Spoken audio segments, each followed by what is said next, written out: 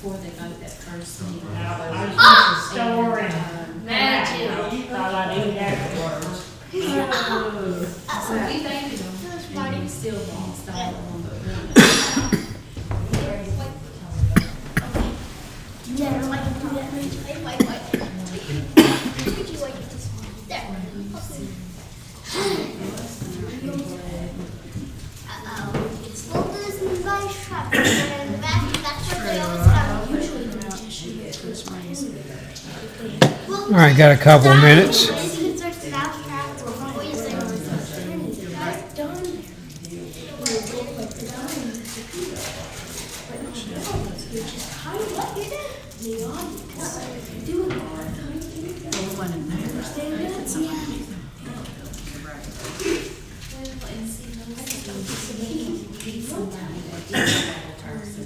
because they're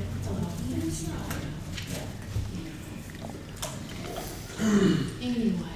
You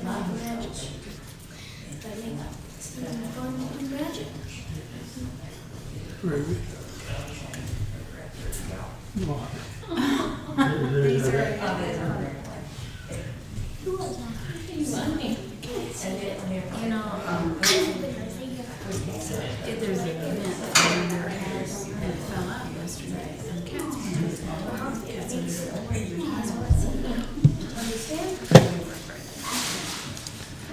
But usually they do it with a quarter or something, to bring water to the river. I don't know. So they can't get in. What is Glasgow? That means that someone from Glasgow is listening. That was just the only thing that I had since I didn't have anything like that. All right, we got David and Alice listening. It's about top of the hour. Appreciate each one coming.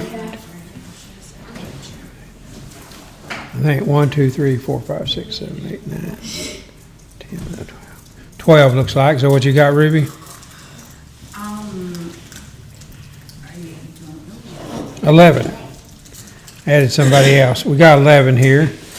We got Stuart, Mark, Andrew, Sherry, Patrick, Caden, Kelly, and Everly. Quite a crew there. Appreciate everyone listening. It is top of the hour, number 895.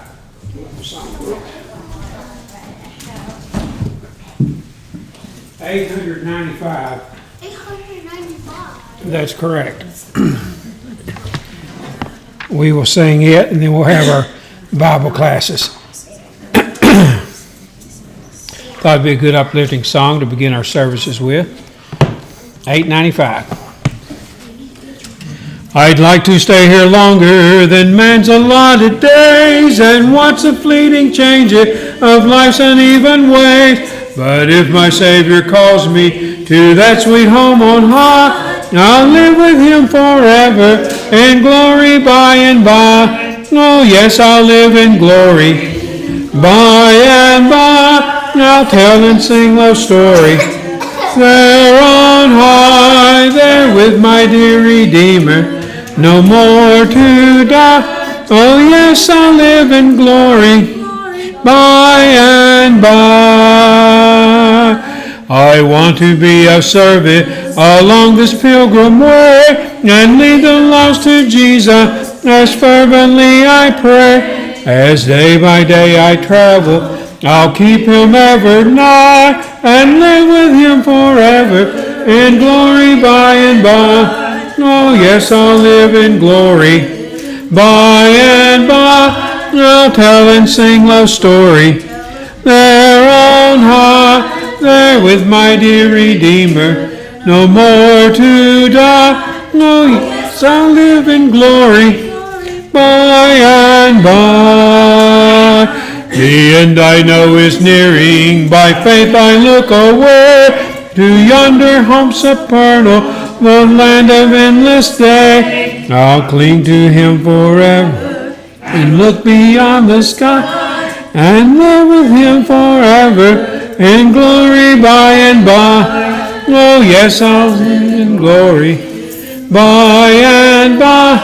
I'll tell and sing the story there on high, there with my dear Redeemer, no more to die. Oh yes, I'll live in glory by and by. Lucille, Kinsley, time for class. And Bennett.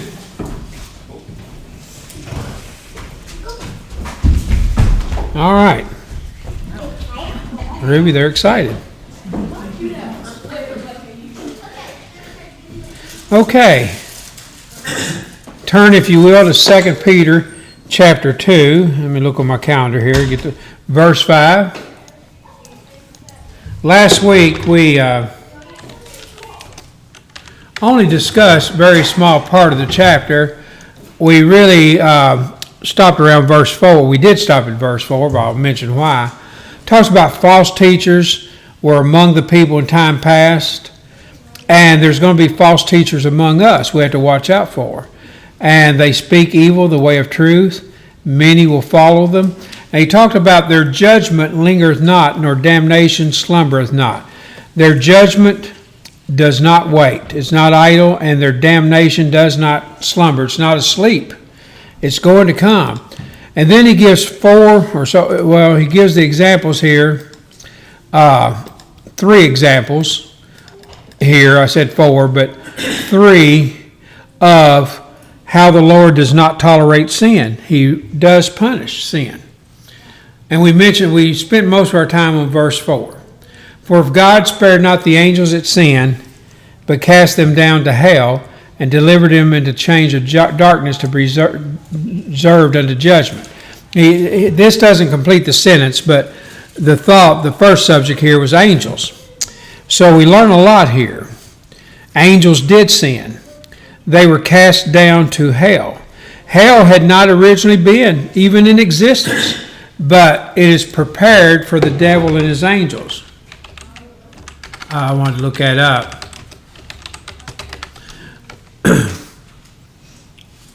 At the judgment, he has a saying, depart from me, you cursed, into everlasting fire. This is the loss, prepared for the devil and his angels. And so we learned that hell had not been, it was created, prepared for the devil and his angels. It's also going to be the abode of lost mankind. But the point he's making here, God did not even spare angels that sinned. So they're in hell, in chains of darkness, to be reserved unto judgment. Now we did mention last week, it says, it was talking about Satan, the prince of the air, is judged. Let's see. Prince of this world, spelled prince right here. John 12. Now the judgment of this world, now shall the prince of this world be cast out. The prince of this world is judged. The way that's worded, it seems like judgment's already been brought upon Satan. And indeed, in Revelation 20, it says he's cast into hell, and that's the last you hear from him.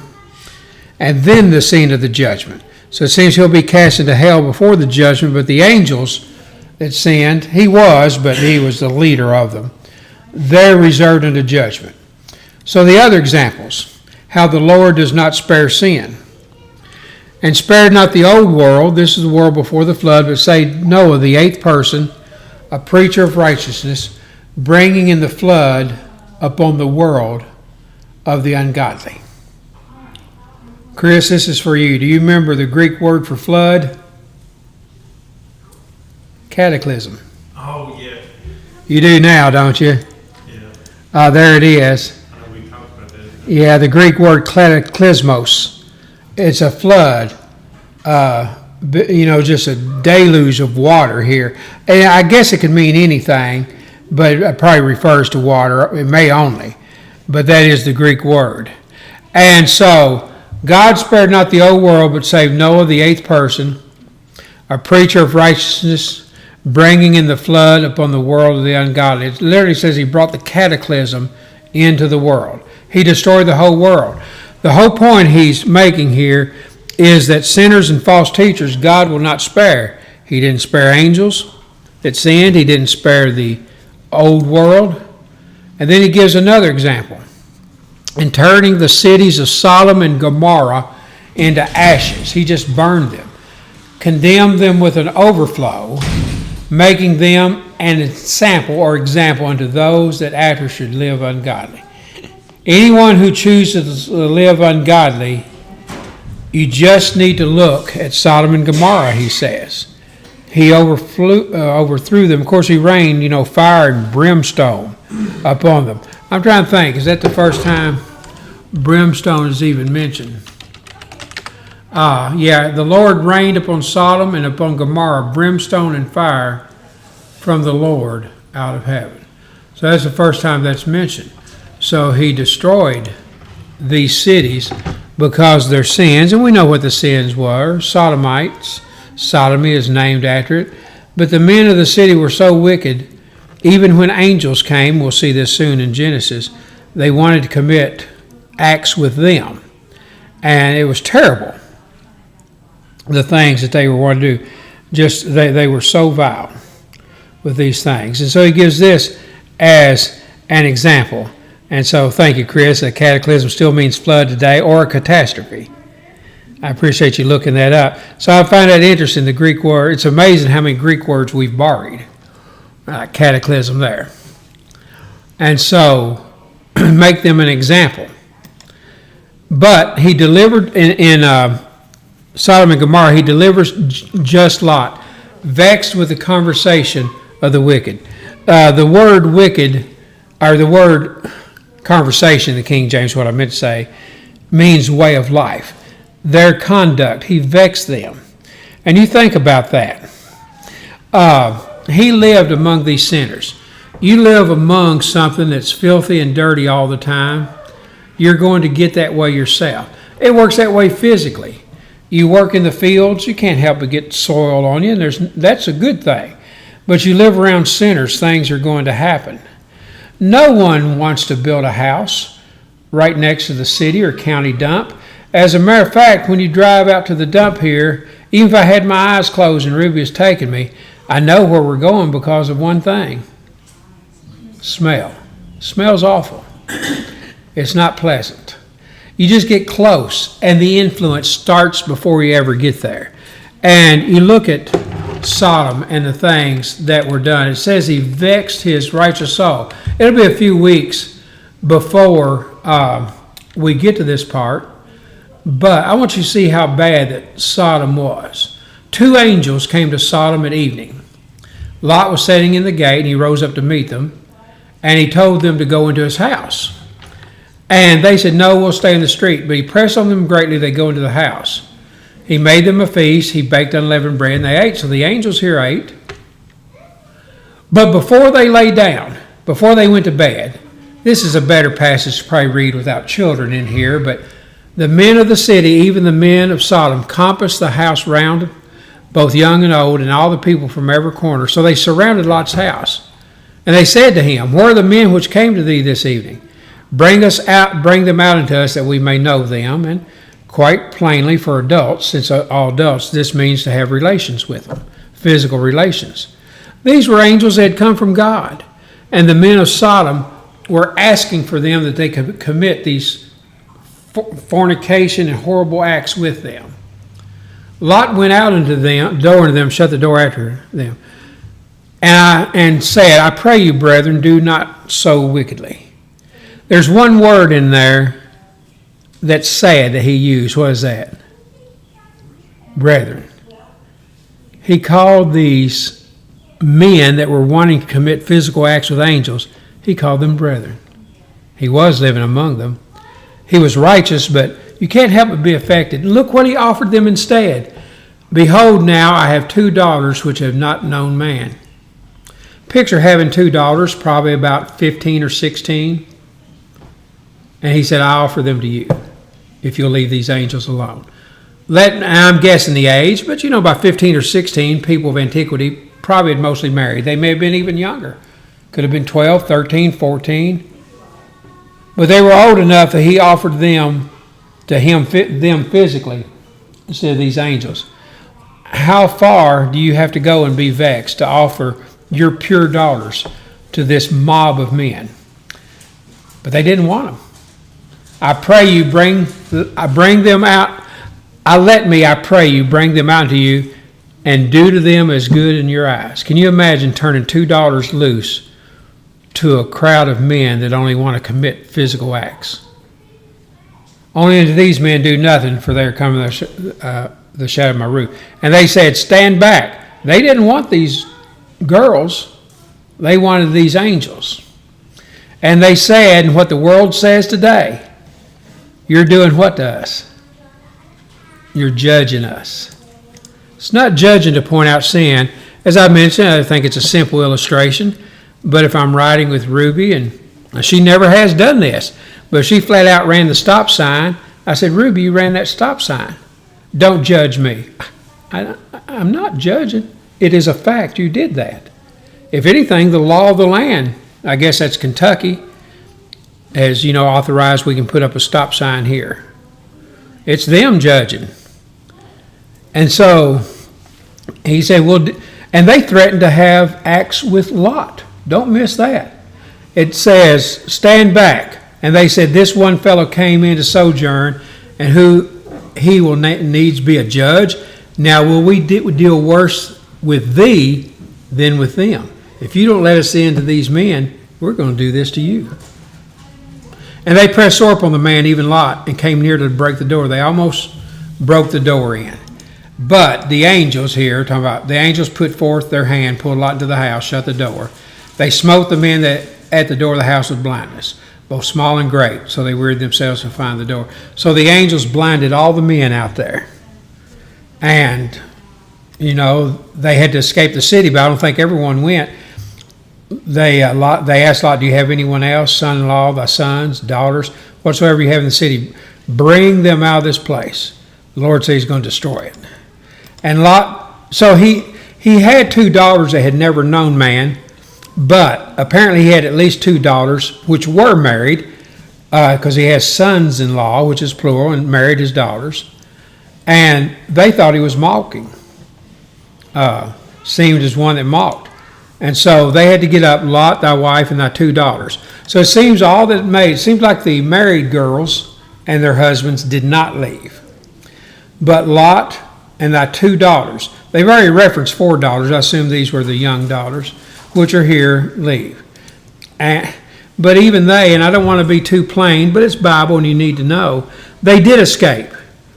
What did the two daughters do? They had never known, and I assume these were ones that never known man, with their father when they escaped. Huh? They turned to look back. Well, the mother did. She turned pillar of salt. But the daughters, each one committed fornication with their father, one night after another. And they each one became with child by their father. I'm just thinking, the Bible doesn't say that. Well, let me go ahead and read a little bit. No wonder it says he was vexed. So they go out, and he enters into Zoar. All right, the firstborn, I assume of these two, his two daughters, said, our father is old, let's make him drunk, we'll lie with him to have relations, we may preserve seed. So they did it one night. The next night, the second one went in, and they both were expecting children by their father. I'm only saying, the Bible doesn't say, but where on earth did two innocent girls learn to commit fornication with your father? I wonder where. Living in Sodom. That's all they ever saw and heard. Things like this. No doubt. No wonder the Bible says he was vexed with this. And so, I know that's all rather plain. It's probably not a lesson I would go into detail in with children in class that could understand or begin to understand. But it's very plain. It was a sinful city. Is the world any better today? No, probably not. As a matter of fact, I told Ruby this really hit me this week. Not only had the nations round about them obviously committed fornication, men with men, women with women, that was standard. What other physical sin had they done that's not even done in the U.S., I hope? They were involved with what? Animals. They were. The Lord talked about that. They were even committing fornication with animals. And because the Lord addressed that. A lot of people don't know that. He told a woman, he was telling men, thou shalt not lie with mankind as a woman can. A man could not lie with a man, it's an abomination. Neither shalt thou lie with any beast to defile thyself. Why would he even need to say that? Because this, neither shall any woman stand before a beast to lie down to. A woman could not commit fornication with an animal. He says confusion. But if you read the next verse, do not defile yourself in any of these things, for in all these the nations are defiled, which I cast out before you. The nations where you're going, they were doing this. That's pretty bad, isn't it? It's really bad. I'm even embarrassed really to read it. Probably need to have some of our young ones to leave here now. No, but we need to know this. They were committing men with men, women with women, apparently women with animals. I can't imagine. Living around, so where on earth did his daughters learn to lie with their father? Well, the people around, the things they heard, word got around. And it does call him just Lot, but he was vexed with this. Vex means to bring something negatively upon you. Matter of fact, I'm going to look up the word vex here. And I know that's all pretty plain. But I've got to ask, and don't feel ashamed if you didn't. I'll use Sandy. Sandy, did you even know that was in the Bible that the nations were involved with animals? No. And most people don't. I've read it hundreds of times, but it really hit me this week. I was getting ready one morning, had the Bible readings playing, and I heard that. I say get ready. I don't have anywhere to go. Get ready to go to the recliner, I guess, But there's another room, actually, where I study and read in the office. And I was listening to that, and it really hit me. I told Ruby, I said, it really hit me that the nations were involved with animals. And we talked about it, just how horrible they'd gotten it to. This word for vex is to mean tired down with toil, exhausted with labor. Have you ever felt that way at the end of a day or end of the week, just that you can't go any further? To afflict or oppress with evils, to make trouble for. This life he was living there just was causing him problems. You think about it. He apparently lost 2 daughters and their husbands. They didn't seem to come out. They would have been killed. He lost his wife, and Chris is right. She looked back. The Lord told them not to look back. She did and was turned into like a pillar or column, a pillar of salt. And then the 2 daughters he escaped with, both of them committed adultery with him and had children by him. He was vexed with the filthy conversation of the wicked. Now here's what happened. For that righteous man dwelling among them, what happened every day while he was in Sodom? In seeing and hearing, vex his righteous soul from day to day with their unlawful deeds. The last time I mentioned this passage, it's like the internet today. We can only send 2 senses by internet: seeing and hearing. You can't smell, taste, or feel online. But the senses that affect you most, see and hear sin, you can easily do online. And that's what happened to him. Not online, it was in person. But he dwelt among them. He saw and heard every day, vexed his righteous soul from day to day with their unlawful deeds. It's going to affect you. That's why I encourage people, watch good, wholesome shows. Even if it has to be Blue's Clues or something, watch something that's clean and nice. Ruby and I really do watch for G-rated movies. And if we're going to watch a movie, I've mentioned this before, if you just type in any movie, and I've mentioned this before, but I want to do it again if someone missed it. Like the movie Babe, that was about a pig. It was a super clean, really good, wholesome movie. But if I look up movie Babe, just type in Parent's Guide. I use this every day nearly we want to watch something. All right, the movie Babe, the Parent's Guide on it. Sex and nudity, none. Violence. A pig is shocked with a prod. A piglet falls off of a pile of logs. That's really. But I laughed out loud when I read about the profanity in Babe. You know what it said? sheep are stupid. And so it's one of the things. There's a couple things here, but one of the examples, sheep are stupid. Pigs don't have a purpose. Generally, a frightening, intense scene. A dog almost drowns. So anytime I start to watch a movie, I look it up. They always list the language. And they pretty detailed on what's said. I've looked up a few. I told Ruby, I said, we can't watch that one for sure.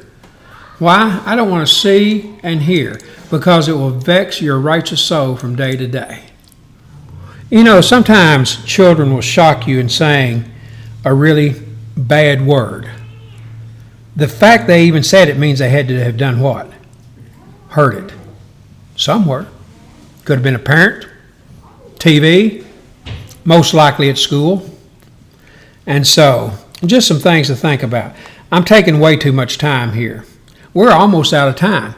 So I'm going to take 3 weeks on this chapter. But I think this is material we need to know. Some of y'all are raising young children.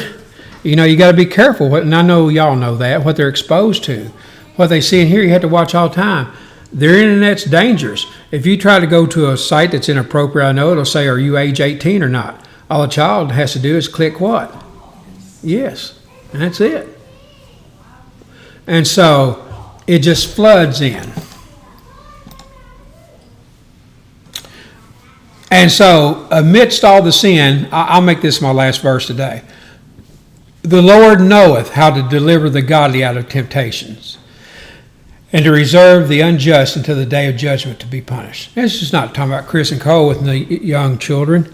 All of us, we need to take care of ourselves. It could be grandchildren or anything. We have to be really careful.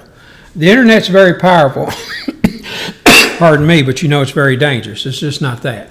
But you see, he basically lost everything because of where he lived. Because he was seeing and hearing every day. There was no TV or radio, internet, probably not a newspaper like we would think of. And so all he had was his neighbors and friends. And don't forget, back a little bit earlier in the chapter, these extremely sinful men, he addressed them as what? Brethren. He felt close to them. Don't be close to sin, because it'll rub off on you. Well, we'll stop here of this and pick up next week. I'll probably do this one again, this verse. Sorry it takes so long on this chapter, but this is, I think, some very important material that we don't let ourselves be vexed at work, school, or at home. I enjoy the internet, but it's a world of danger. You really got to watch for people around. Are there any questions or comments on this? All right, let me knock on their door. That'll give us a few minutes, and we'll pick back up at the bottom of the hour with Genesis 13. Let me go ahead and get Genesis 13 up.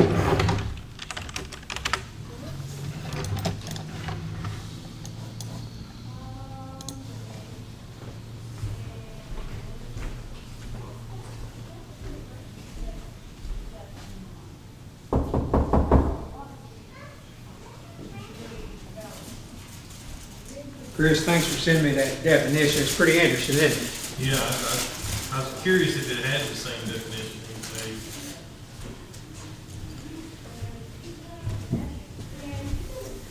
gave. I know we mentioned this before, but in how much biblical references are. The word phylactery. Oh, Like that. You know, there even is a flood during the cataclysm. Yeah. It destroys the Stone Rock Dam. Yeah, you're right. Well, 1,000 needles and all that. Yeah. One that hurts me most is Steve Littleport. Remember Gadget Sand area? Came in. Yeah. That's one of my favorite places there. I want to look at that definition you sent a little bit more closely. Yeah, it's off the Merriam-Webster dictionary. Yeah. Broadly any event, but the first definition was a flood. And that is the Greek word, cataclysm.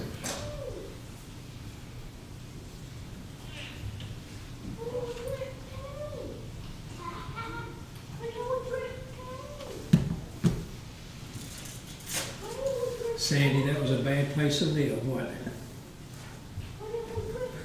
it? You know, until you really study it, you just don't realize how much he was influenced in his family. You know? But the bottom line is, does anyone know you can't help what your family does. You got to save yourself. And hopefully you'll rub off on them.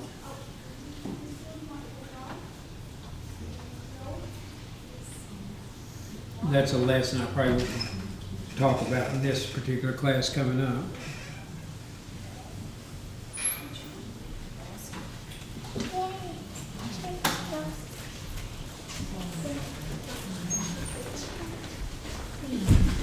Hey, don't forget your drinks.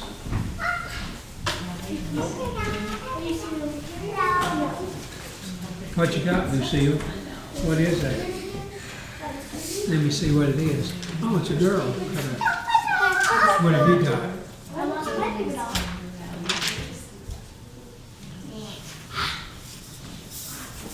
Oh, there it is on the floor.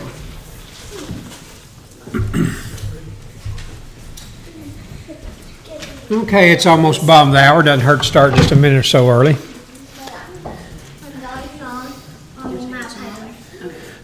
I'll go ahead and make announcements here in the middle, if anybody has any before it ends. Continue to remember Adam's grandfather, Randall Lockett. They moved him to a hospice house in Glasgow on Thursday. And Adam's mother had texted me and told me, and I told her to keep me posted, and I know she will.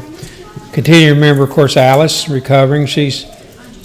I know had a lot more complications. She's got all those kidney stones and problems with discs and all, but remember her. And Sandy, and after services, Sandy's going to leave to go to Myrtle Beach, aren't you? You and Allie Rose?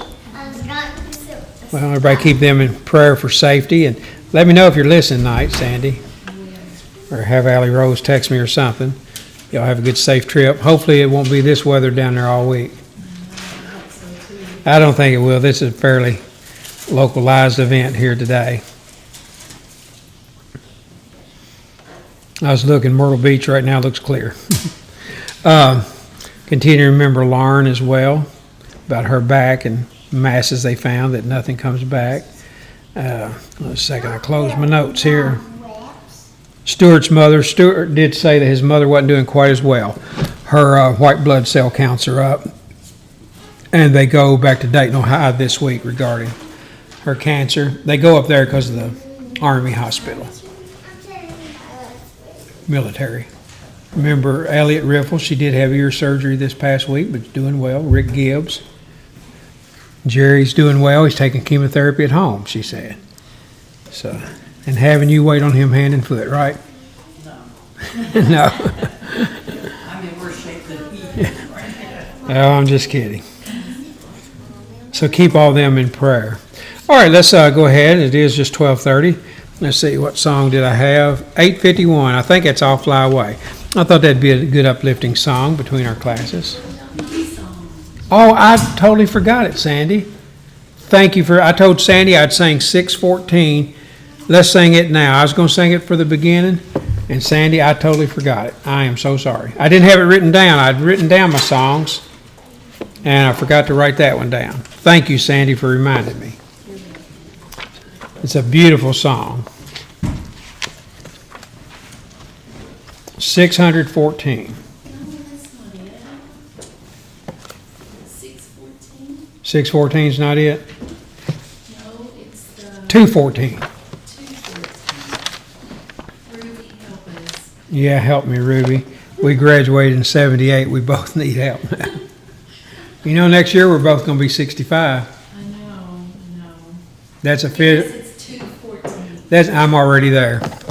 That's officially elderly in government. On government website, they count you officially elderly once you hit 65. Isn't that sad? Well, I will say this, think about how many people never made it there. Well, that's true, but you can't even draw your Social Security until for 2 more years. Full, so you're right. So we're both sad now. Let's just enjoy your trip. I'm just kidding. I'm just thankful to be alive. Me too. And honestly, you know, the older I get, I have to be honest, I look more forward to beyond, you know. That's not a death wish, but you start getting excited for what's beyond. So many have already gone on that I want to be with. Number 214. We'll sing this and we'll look at Genesis 13. Have you ever stood at the ocean with a white foam at your feet? Felt the endless thundering motion? Then I say you see Jesus my Lord. Have you seen Jesus my Lord? He's here in plain view. Take a look, open your eyes. He'll show it to you. Have you ever stood at the sunset with the sky mellowing red? Seen the clouds suspended like feathers? Then I say you see Jesus my Lord. Have you seen Jesus my Lord? He's here in plain view. Take a look, open your eyes. He'll show it to you. Have you ever stood at the cross with a man hanging in pain? Seen the look of love in his eyes? Then I say you seen Jesus my Lord. Have you seen Jesus my Lord? He's here in plain view. Take a look, open your eyes. He'll show it to you. Have you ever stood in the family with the Lord there in your midst? Seen the face of Christ on your brother? Then I say you see Jesus my Lord. Have you seen Jesus my Lord? He's here in plain view. Take a look, open your eyes. He'll show it to you. All right, be turning to Genesis 13. Sandy, I'm going to set something in your mind. One of the ways I remember things, even without a reminder app, is I think. For instance, like when I see the mailbox at home, I'm going to remember to fill out this letter or whatever I need to do. I set reminders that as soon as I see something, I'll think of it, and it almost always works. So I'm going to put one in yours. As soon as you see the ocean for the first time in Myrtle Beach, you're going to think of this song. And so text me a picture of it. I'm going to put that in your mind. As soon as you see the ocean, you think, I've got to text Marty a picture of the ocean. So, but that's a beautiful song, Standing at the Ocean. Ironically, I never saw the ocean until I was in California. I'd never seen the Atlantic. I saw the Pacific first. And I'll never forget when I saw it, I was overwhelmed. It was amazing, and I'd never seen anything like that. And I'd seen water where you couldn't see the other side. I'd been to the Great Lakes. But something about the ocean just overwhelming. But let's get to Genesis 13. Only 18 verses here. Studying this week, it's a little bit, I won't say confusing, but I think I know why it's read this way.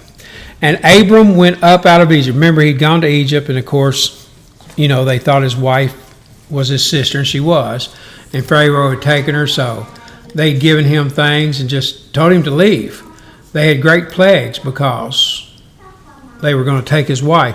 The Lord wouldn't have wanted this, obviously, a sin and contaminate the line that Jesus was going to come through. But Abram went up out of Egypt, he and his wife, and all that he had, and Lot with him into the south. Now, we just talked a lot about Lot And, of course, he's going to play in later. He's going to settle in Sodom, unfortunately, and lose so much. But one of the little things that's confusing about this chapter, Abraham went up out of Egypt. It says he went into the south.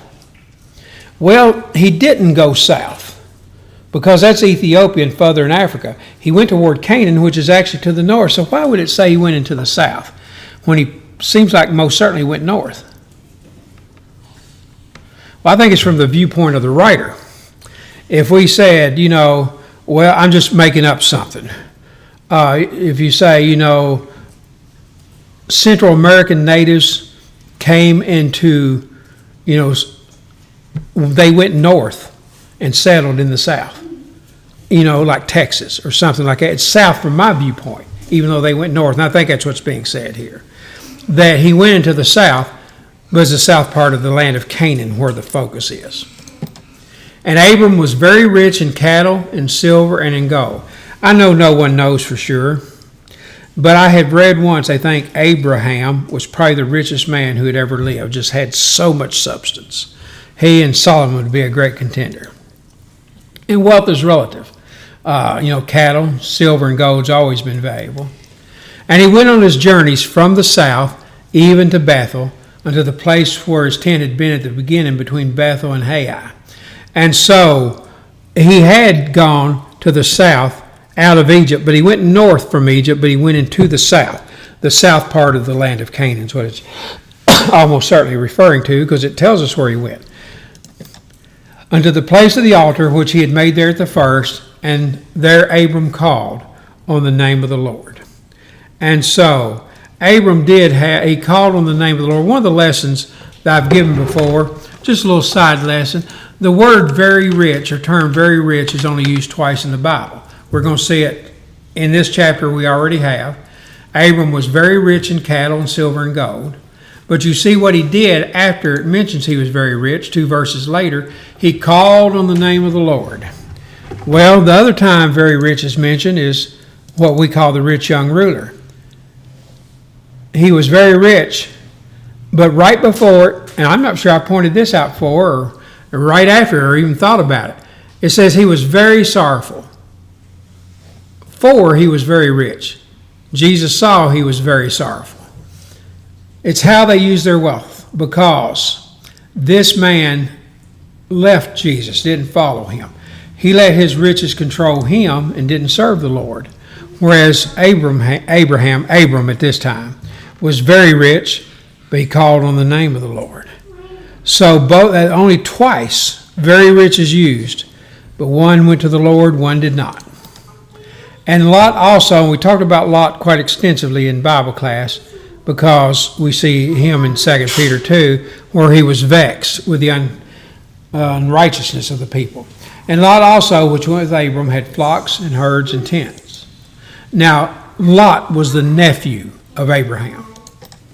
And the land was not able to bear them. Can you imagine having so much substance that the land could not even hold you, that they might dwell together? For their substance was great, so that they could not dwell together. Larry knows this probably as much as anyone, or probably more than anyone in here. You can't overgraze fields. I don't even remember, Larry. I think when I was in high school in ag class, they told us 1 acre for a cow and calf. Does that sound right? Yes. And so you picture when you have thousands of cattle, a lot of calves with them, it takes thousands of acres. But the land was so great, they could not even dwell together. Their substance was so great. The Lord had blessed them greatly. Livestock was very valuable, still is, but that was something that was real, something that you could, trade with people, and silver and gold. He had these things. It wasn't just money on paper. It was real. It was livestock, literally, as opposed to stock in something else. But they had so much they couldn't even dwell together. And there was a strife between the herdmen of Abram's cattle and the herdmen of Lot's cattle.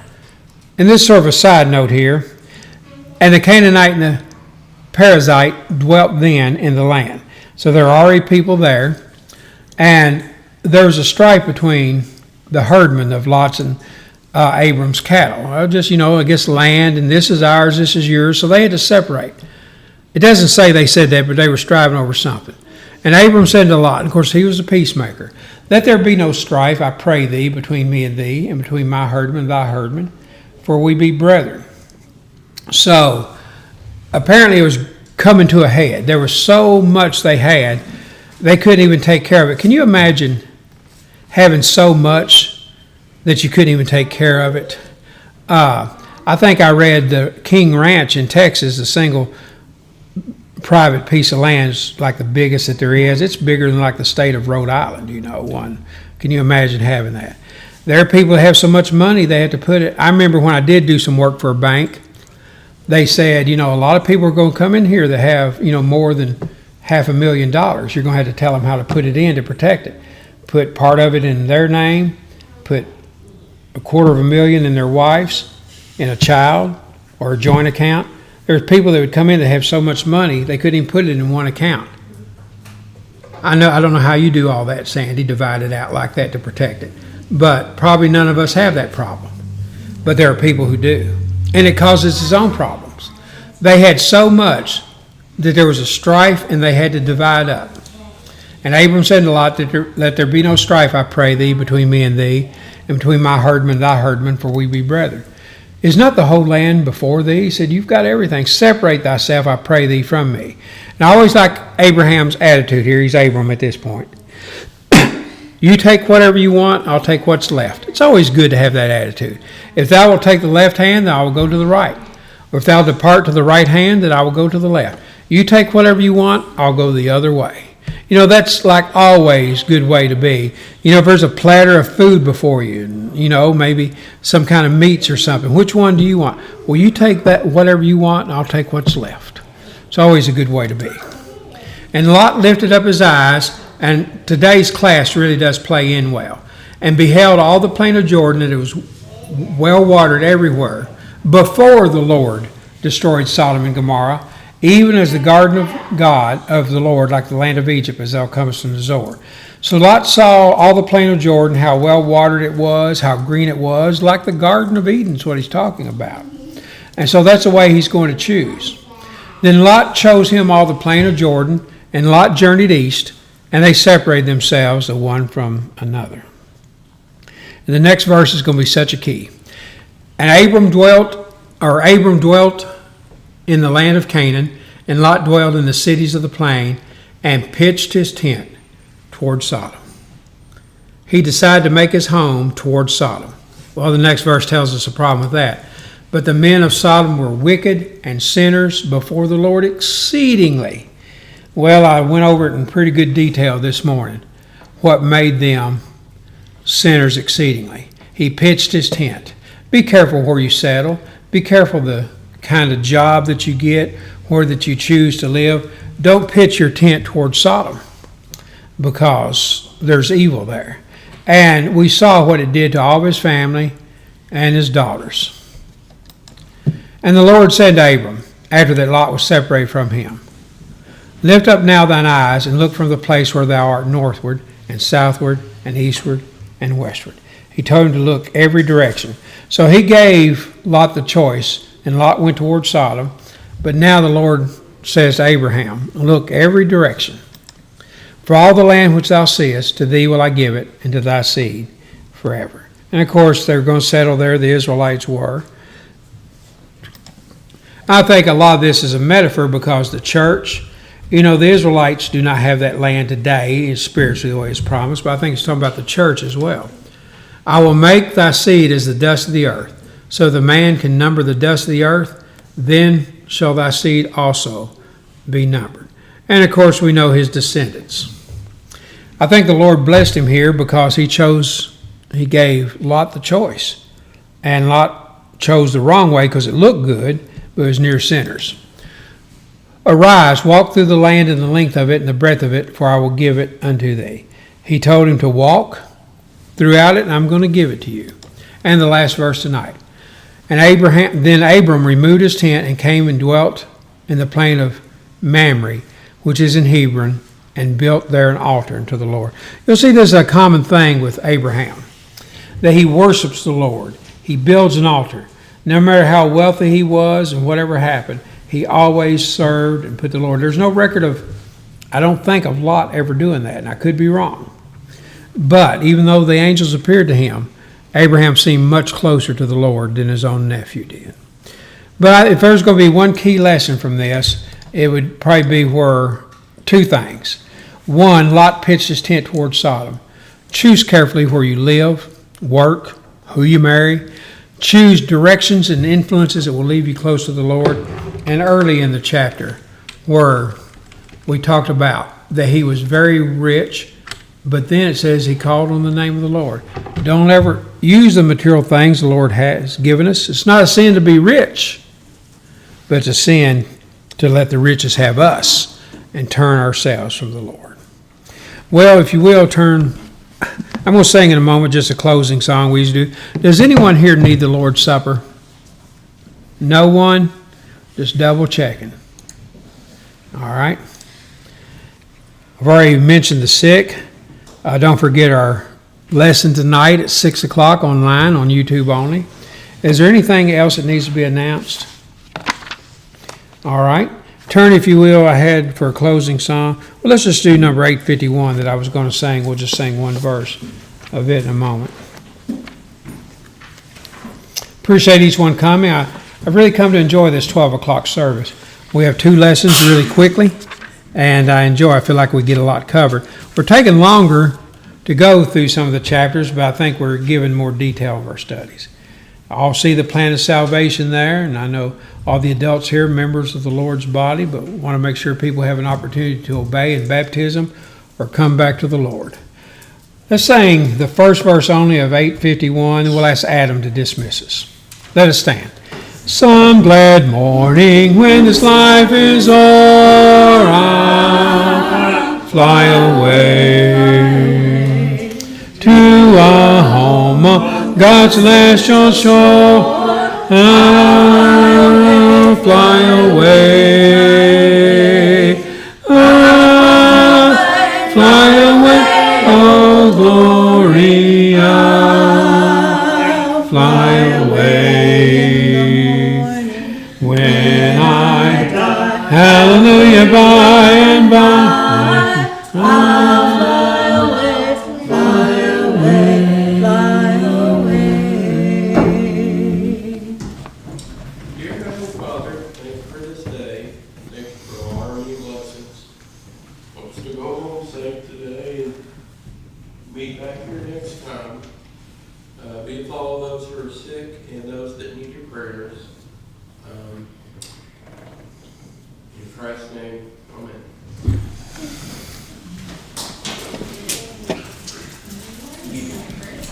What? Yeah, we're hoping we might do better across this. What was your class? Really doing that anywhere. It was 2 Peter 2.